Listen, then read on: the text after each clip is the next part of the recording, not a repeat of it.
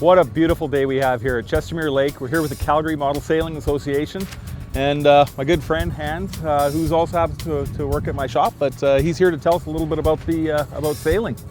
Well, what we have here today at Chestermere Lake essentially is about half a dozen 1 meter sailboats that we can compete with on an international basis. What we have at the end is a vela. We've got one that's called a kite. There's another one here, I think that's a widget. Then we've got another kite.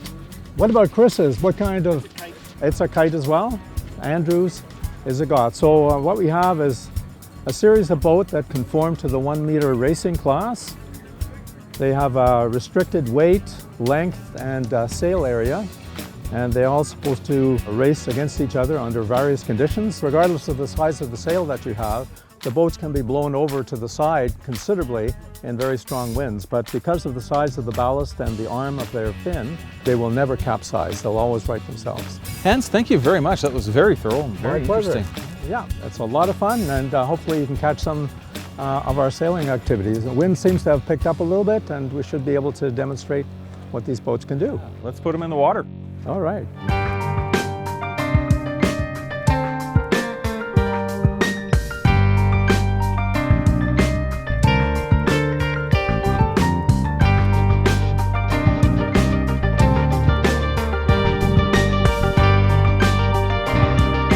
I'll pass the controls back to you. So Andrew, here we're watching your boat out on the water here. It's beautiful. What attracts you to sailing? Well, as a kid, I grew up in Vancouver. I did a lot of sailing, learned how to sail dinghies, and then worked up to larger boats. And then my wife and I moved out to Alberta, and we decided to take up RC sailing. It's identical to real sailing. You still have to do the tack, you still have to jibe. All the controls, the sail shape controls, everything that you would do on a regular sailboat, you'd have to do on this, just in a more finite scale. Yeah. As far as the club goes, how many members have you guys got? We have around 9 active sailors. Yeah. We have an email list of around 34 to 35 people. Don't need to be a competitive person to come out, really just want to promote sailing. And what a beautiful relaxing thing to do. And a beautiful facility here. We usually sail at Glenmore, but the water level is so low right now that they've closed it. So we decided we'd come out here, and I'd never really seen this beautiful boardwalk, and I'm glad we can use it. But I think we have enough wind to get a race going. So you guys are waiting, you're just kind of vying for position to be close to the starting line. Here we go.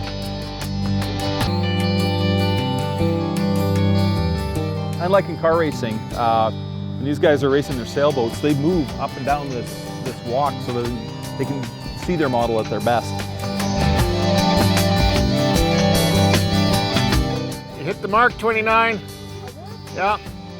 So that was a penalty. It's got to do a 360 to get back into the course. Andrew's in the lead here.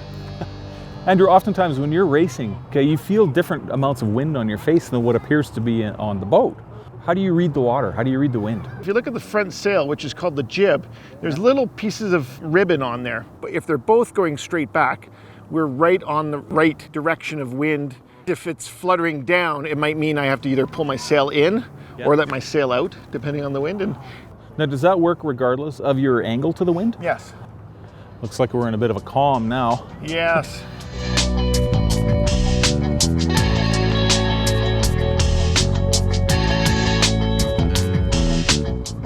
Hans just handing me the controls.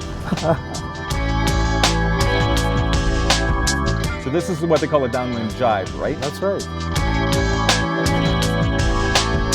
And if you adjust the tiller here, you can get both of them out in the same direction.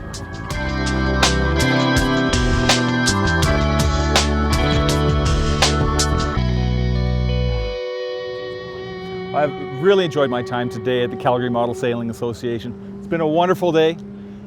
Stay tuned for more RCTV. We got lots more coming up though.